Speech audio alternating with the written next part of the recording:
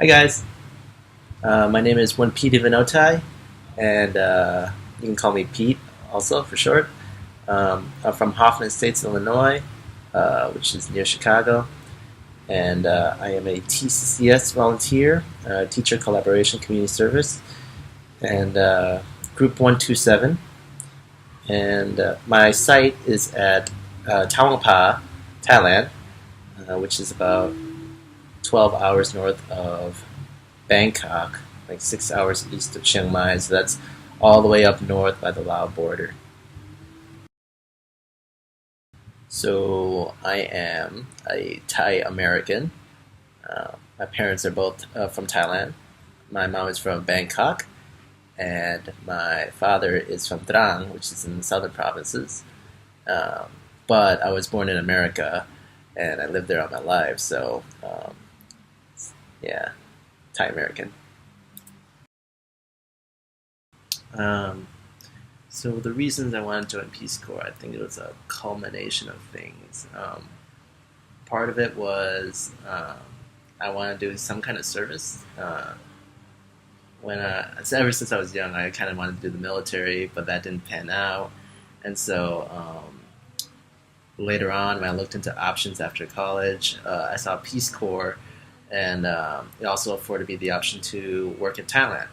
And I thought, what a great opportunity to work between both my ancestral home and the place where I grew up and my parents raised me, which is America. So this was an opportunity for me to work or give service back to both countries.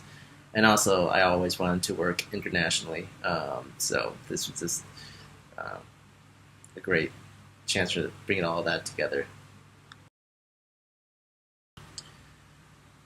It's really hard to pick one highlight of my service. I feel like there's so many just wonderful moments throughout it. But I mean, one of my favorite memories I would have to say is towards the end of my service. Um, I was I was coming to terms, and also the students and teachers were coming to terms with the fact that my service was ending, and I would soon be moving on and from my site. And I remember having just talking casually with some of my, I think, fifth graders at my school, just talking about what I was going to do and um, talking about them and how they should, continue like working hard with English and all that. And this was like, I think, a month or two before my service ended. And I remember one of the kids asked me about Chicago. And so I told them a little bit of like, how's the Windy City and all that. And they said, oh, he said, um, I'll see you in Chicago then, in English. I will see you in Chicago. And I go, eh? And I asked him, like, what, are you going you have to learn a lot of English to be able to go to the States and, get that opportunity. And he's like, I know.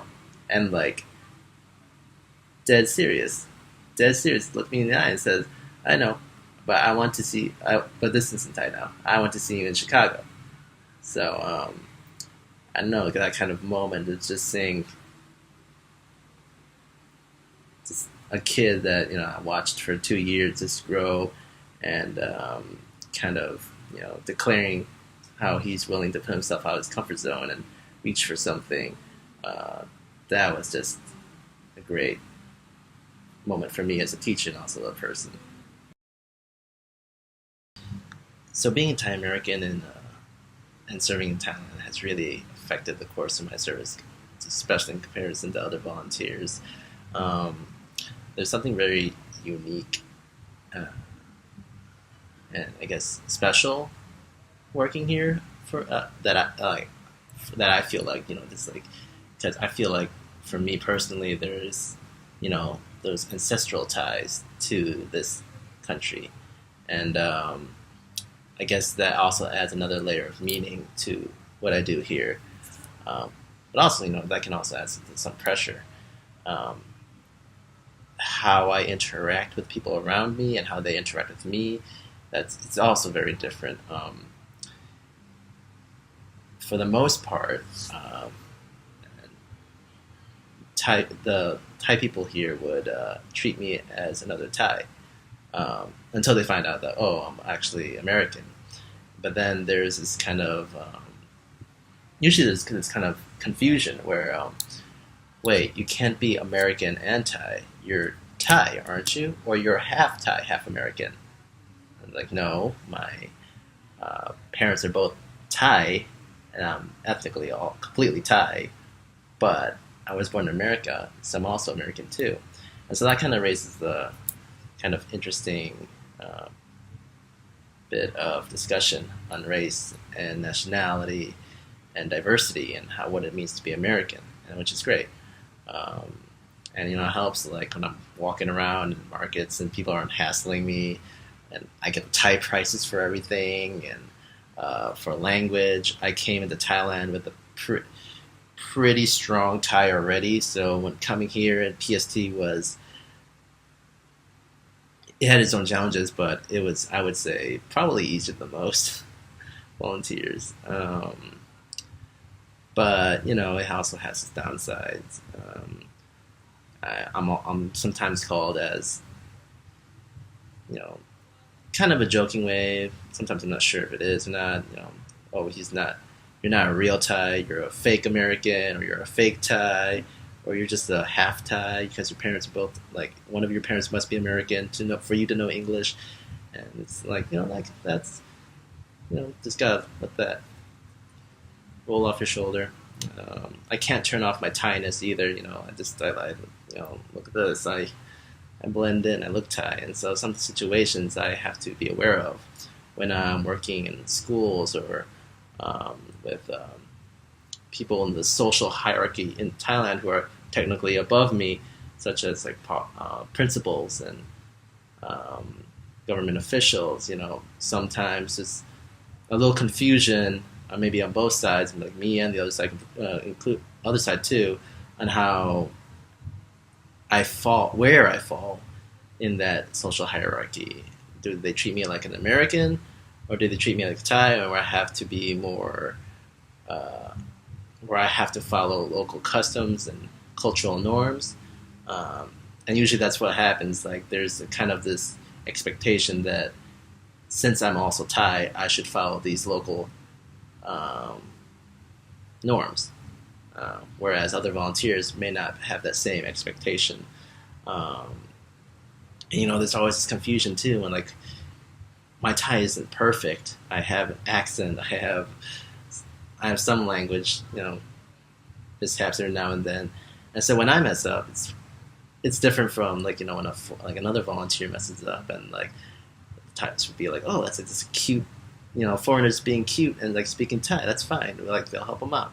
But for me, they're just very confused. They're just like, "Yo, like what province are you from, man? Like, are you drunk? Like, what accent is that?" So I get a little bit of that too. I mean, work. There's this, like I said, social hierarchy and all that. That's probably one of the biggest obstacles working here because I'm also Thai. And also hanging with other Thai youth because sometimes I don't want to be in a situation that might be dangerous and other parties might not realize that, I'm not another Thai youth. I'm actually an American volunteer here. So I have to be careful when I'm like going out at night with like other young Thai men or just like that kind of stuff. I would say my service has impacted the way I viewed myself. Uh, just I've had a lot of internal discussion.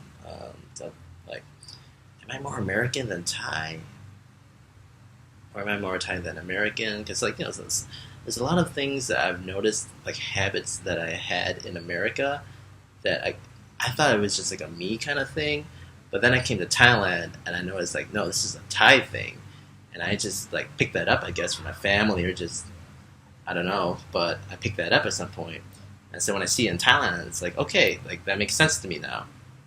Um, but on the other hand, being raised in America and all that, I picked up some like my own habits, own way of thinking there, and so there's kind of that contrast that there's a little bit of clash going on sometimes, um, with the way like I might handle situations compared to like a local Thai counterpart handle a situation. So, but like I'm Thai American, and I don't think one side has to be more than the other. I don't have, I yeah, I don't know, but just made me, I guess, more aware of things about me. So, in regards to approaching challenges at site, I think what helped me the most was the relationships I had with the people at my site. Um, so, being Thai American really helped with integration, and so I focused heavily on that from the very beginning. My One of my co-teachers, she had a furniture store, and I used to go around with her husband and just like help move furniture. I got to know people in the community, and I got closer to her husband, and that helped turned out to help a lot later on when it came to challenges of transportation or just getting to know the like people in the community and all that.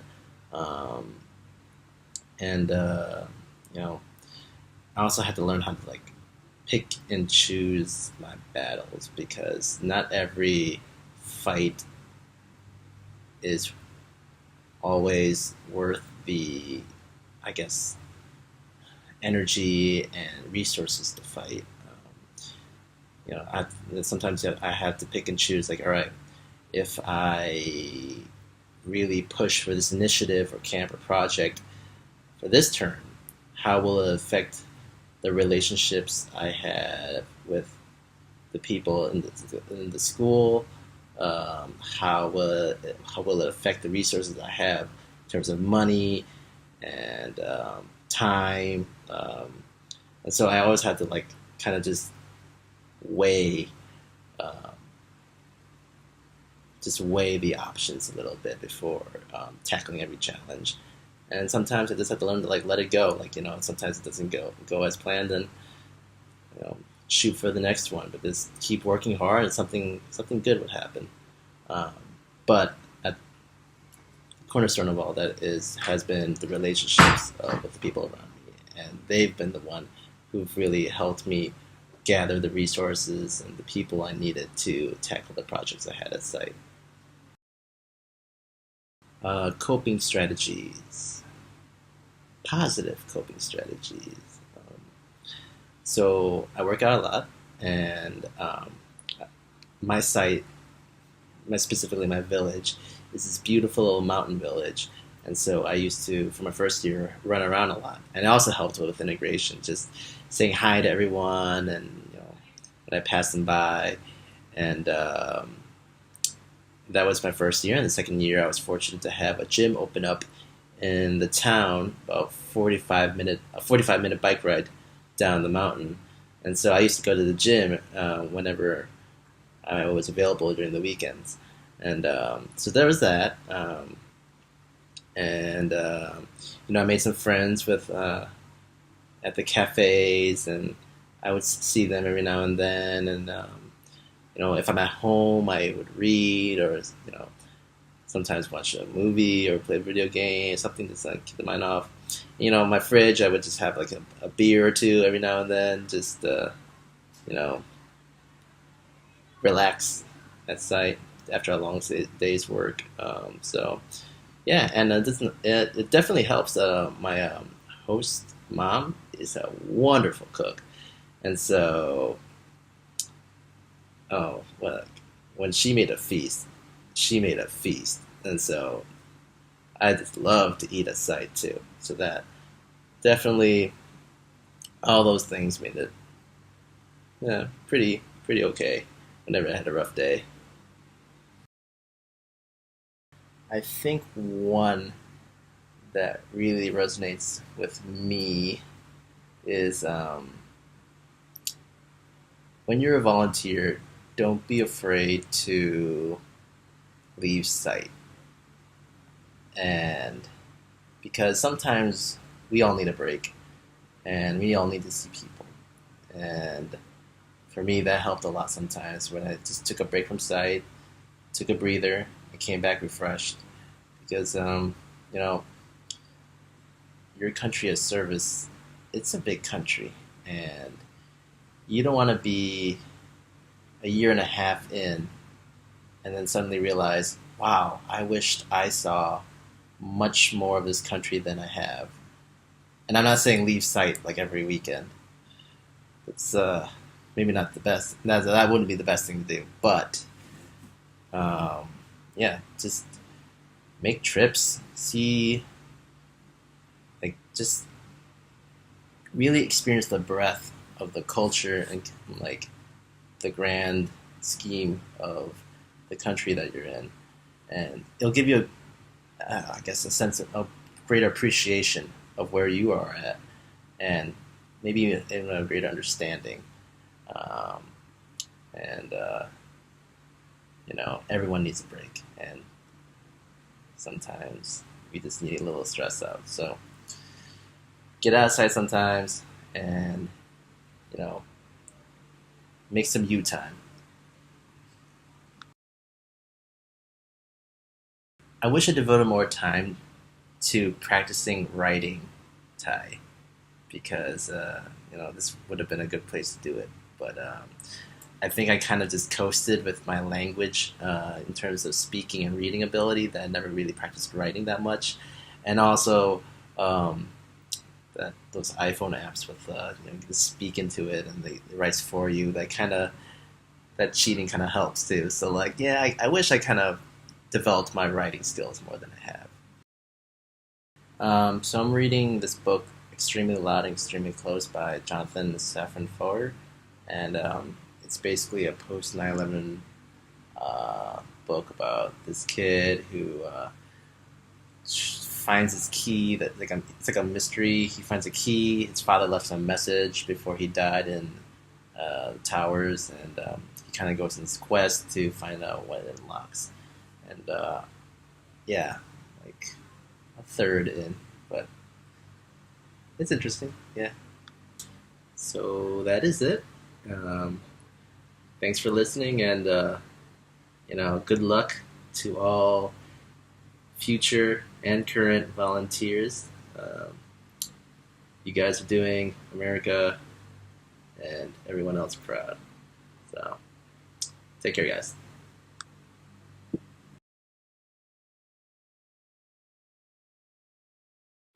Have you eaten yet?